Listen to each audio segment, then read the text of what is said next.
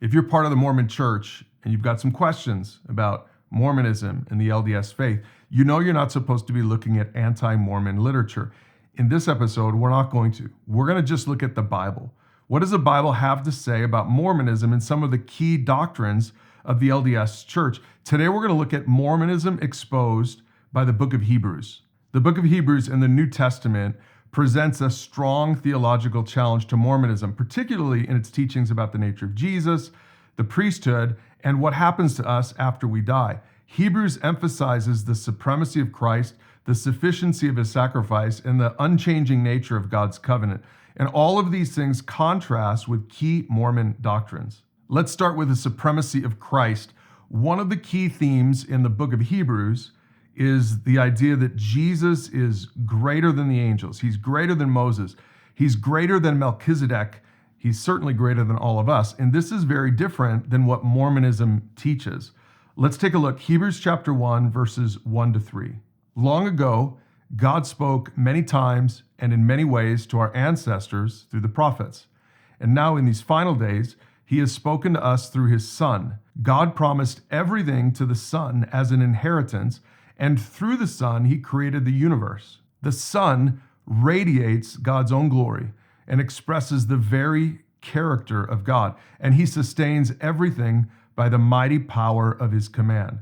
When he had cleansed us from our sins, he sat down in the place of honor at the right hand of the majestic God in heaven. This passage, along with so many other passages in the New Testament, shows us that Jesus is greater. He's greater than any of us.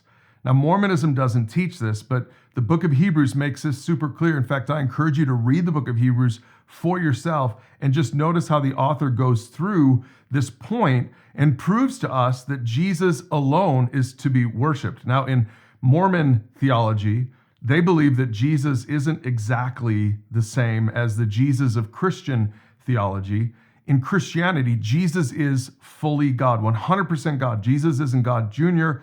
Jesus isn't lower than God. Jesus is actually fully God. Now, we have a whole different series on the Trinity if you want to look into that. I know a lot of Mormons struggle with understanding the concept of the Trinity. But for this episode, I just want to make sure that you understand that according to the book of Hebrews, which is in the Bible, which you are allowed to read as a Mormon, according to the book of Hebrews, Jesus is greater than everything. Now let's contrast that with what Mormonism teaches about Jesus.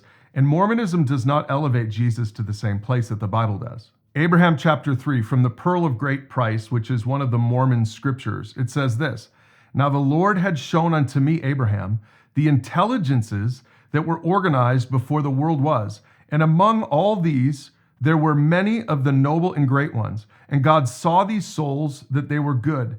And he stood in the midst of them, and he said, These I will make my rulers. For he stood among those that were spirits, and he saw that they were good. And he said unto me, Abraham, thou art one of them. Thou wast chosen before thou wast born." Now, if you didn't grow up with a Mormon background, you're probably super confused by this, but let me just explain real quick what this passage is saying.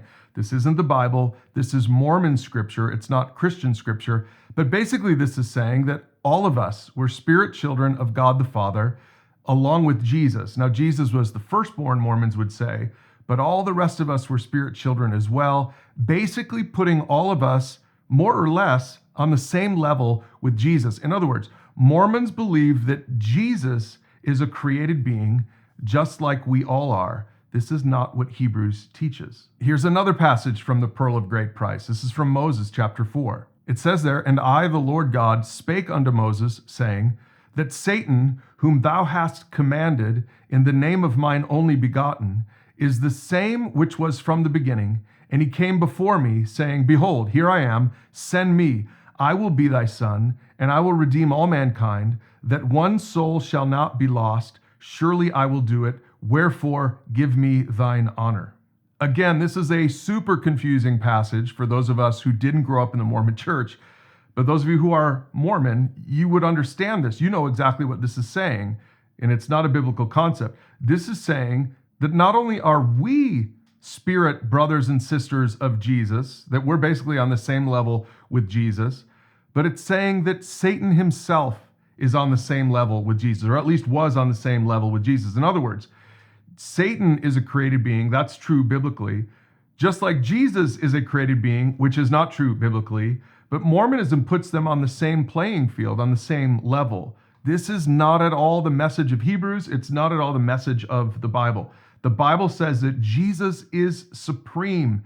Jesus is creator. He's not created. Satan was an angel who was created according to the Bible. Mormonism makes him more than that, therefore making Jesus less than that. One more passage, this one from Doctrine and Covenants, chapter 93. Again, Mormon scripture, not Christian scripture. It says there, "And I, John, saw that he received not of the fullness at first, but received grace for grace. And he received not of the fullness at first, but continued from grace to grace until he received a fullness." This is talking about Jesus. Again, this isn't biblical scripture. This is Mormon scripture. But what this is saying is that Jesus progressed to godhood through obedience, that Jesus had to progress, that Jesus had to earn his greatness. He had to earn his godhood. This is a belief that aligns with Mormon teachings on human exaltation, starting with Jesus, but it is not scriptural. It is not the Bible. The Bible teaches over and over that Jesus is and always was God, that Jesus did not have to progress to godhood, that Jesus did not have to earn anything. And this is what the book of Hebrews teaches, and it's what all the Bible teaches. In fact, Hebrews chapter 13, verses 8 and 9 says this: "Jesus Christ is the same yesterday, today, and forever. So do not be attracted by strange new ideas." Mormons, you would do well to listen to that and to understand the message of the book of Hebrews about the supremacy of Christ. That's the first thing.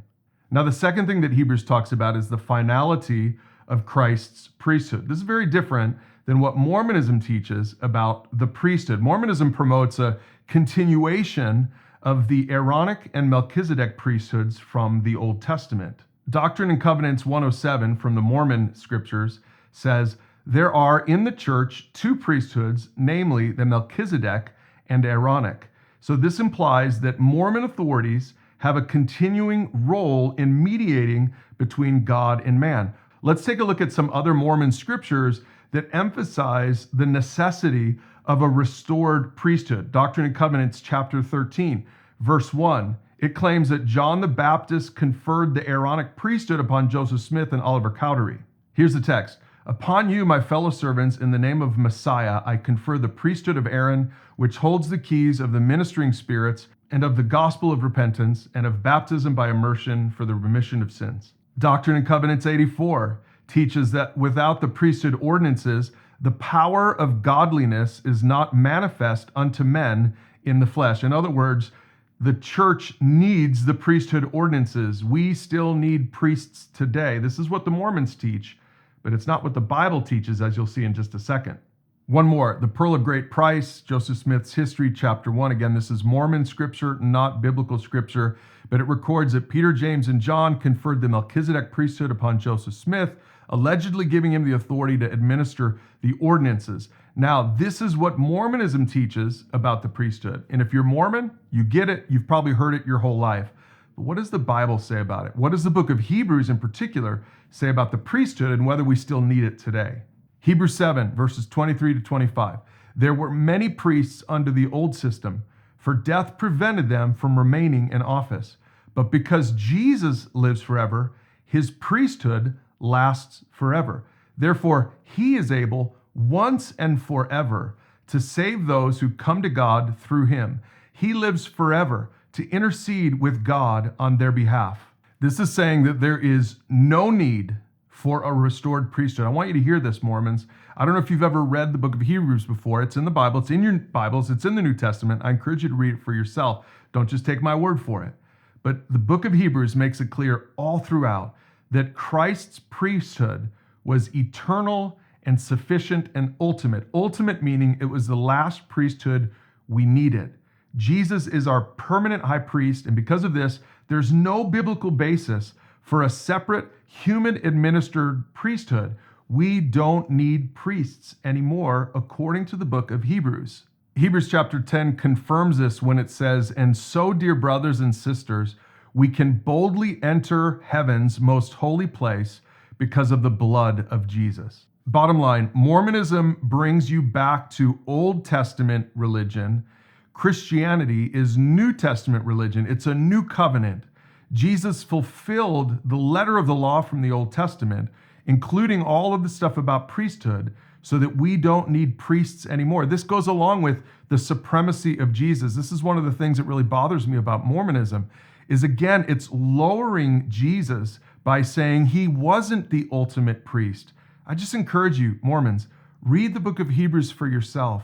Read it with an open heart, and you'll see that the priesthood is no longer necessary because of Jesus. One more thing. Let's talk about the certainty of judgment from the biblical perspective from the book of Hebrews versus what Mormonism teaches about it. See, Mormonism teaches that after death, spirits go to one of two places, either spirit paradise or spirit prison. Now, if you go to spirit prison, this is really interesting in Mormonism, then you can receive the gospel and you can receive the ordinances that are performed by people on earth, Mormons, in temples on earth on your behalf. Here's how Doctrine and Covenants 138 explains it.